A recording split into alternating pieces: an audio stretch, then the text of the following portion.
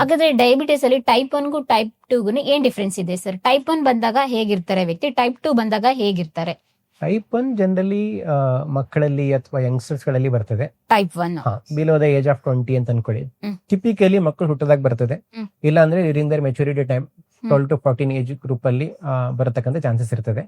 ಇಲ್ಲಿ ಏನಾಗುತ್ತೆ ಅಂದ್ರೆ ನಮ್ಮ ಒಂದು ದೇಹದಲ್ಲಿ ಪ್ಯಾಂಕ್ರಿಯಾಸ್ ಅನ್ನೋ ಒಂದು ಅಂಗ ಇರ್ತದೆ. ಅದೇನ್ ಮಾಡುತ್ತೆ ಅಂದ್ರೆ ಇನ್ಸುಲಿನ್ ಅನ್ನೋ ಹಾರ್ಮೋನ್ ಅನ್ನ ನ್ಯಾಚುರಲ್ ಆಗಿ ರಿಲೀಸ್ ಮಾಡ್ತಿರ್ತದೆ. ಟೈಪ್ 1 ಡಯಾಬಿಟಿಸ್ ಅಲ್ಲಿ ಏನಾಗುತ್ತೆ ಅಂದ್ರೆ ಈ ಹಾರ್ಮೋನ್ ರಿಲೀಸ್ ಆಗೋದು ಕಂಪ್ಲೀಟ್ ಆಗಿ ನಿಂತೋಗ್ಬಿಡ್ತದೆ. ರೈಟ್, ಇದಕ್ಕೊಂದು ಆಟೋಮಿನ್ ಡಿಸಾರ್ಡರ್ ಅಂತ ಹೇಳ್ತದೆ. ನಮ್ಮ ಬಾಡಿ ನಮ್ಮ ಒಂದು ಸಿಸ್ಟಮ್ ಅನ್ನ ಡಿಸ್ಟ್ರಾಯ್ ಮಾಡ್ತಿರ್ತದೆ. ರೈಟ್, ಇದೆಲ್ಲವೂ ಅದೇ ಈ ಪ್ರಿಸರ್ವ್ಡ್ ಫುಡ್ ಅದೆಲ್ಲ ಕಾರಣದಿಂದ ಇದು ಒಂದು ಆಟೋಮಿನ್ ಡಿಸಾರ್ಡರ್. ಇಲ್ಲ ನಮ್ಮ ಬಾಡಿ ನಮ್ಮ ಅಗೇನ್ಸ್ಟ್ ವರ್ಕ್ ಮಾಡ್ತಿರ್ತದೆ. ಅಗೇನ್ಸ್ಟ್ ವರ್ಕ್ ಮಾಡಿ ಮಾಡಿ ಮಾಡಿ ಏನಾಗುತ್ತೆ ಅಂದ್ರೆ ನಮ್ಮ ದೇಹದಲ್ಲಿ ಇನ್ಸುಲಿನ್ ಹಾರ್ಮೋನ್ ಪ್ರೊಡ್ಯೂಸ್ ಮಾಡೋದನ್ನೇ ನಿಲ್ಲಿಸ್ಬಿಡ್ತದೆ. ಇದು ಟೈಪ್ 1 ಡಯಾಬಿಟಿಸ್. ಇದು ಜನರಲಿ ಭಾರತದಲ್ಲಿ ಮತ್ತೆ ಗ್ಲೋಬಲಿ ನೋಡಿದ್ರೆ 10% ಜನರಲ್ಲಿ, ಈಗ 100 ಜನರಲ್ಲಿ 10 ಜನರಿಗೆ ಟೈಪ್ 1 ಡಯಾಬಿಟಿಸ್ ಇರ್ತದೆ.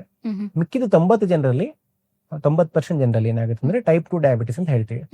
ಟೈಪ್ 2 ಡಯಾಬಿಟಿಸ್ ಜನರಲಿ 30 ಅಂಡ್ ಅಬೋ ಅಥವಾ 28 ಅಂಡ್ ಅಬೋ ಒಂದು ಏಜ್ ಗ್ರೂಪ್ ಅಲ್ಲಿ ಟೈಪ್ 2 ಡಯಾಬಿಟಿಸ್ ಅನ್ನು ನಾವು ನೋಡಬಹುದು.